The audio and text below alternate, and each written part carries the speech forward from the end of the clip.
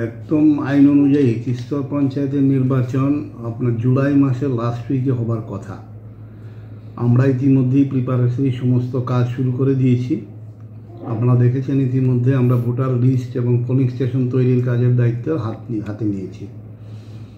আমাদের বিশ্বাস যদি যথাসময়ে আমরা শেষ করতে পারি, শেষ করার পরেই আমরা এই ব্যাপারে প্রপোজাল রাজ্য সরকারকে দেব, যাতে নির্দিষ্ট সময়ে 5 বছর মেয়াদ পূর্তির আগেই আমরা আবার নতুন করে এই ত্রিস্তরীয় পঞ্চায়েত নির্বাচন করতে পারি।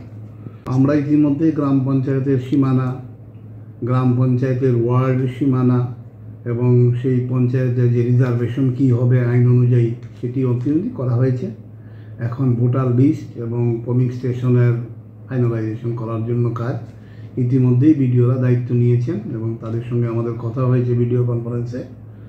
তারা ইতিমধ্যে এই কাজে হাত দিয়েছেন। আমরা আশা করছি জুন মাসের মাঝামাঝির মধ্যে এই কাজটাও শেষ করা হয়ে যাবে। পঞ্চায়েত আমরা ইতিমধ্যে কিছু সংখ্যা বাড়বে, এবং 16টার মতো গ্রাম পঞ্চায়েত সংখ্যা ইতিমধ্যে বাড়বে বলে পঞ্চায়েত ডিপার্টমেন্ট থেকে জানানো হয়েছে, সেটাও কাজে হাত দেওয়া হয়েছে। আর পঞ্চায়েত সমিতিতে সিট আছে 116টা, 30টি আমাদের 35টি ব্লক এখানে জড়িত, আর 8টি জেলা পরিষদ আছে।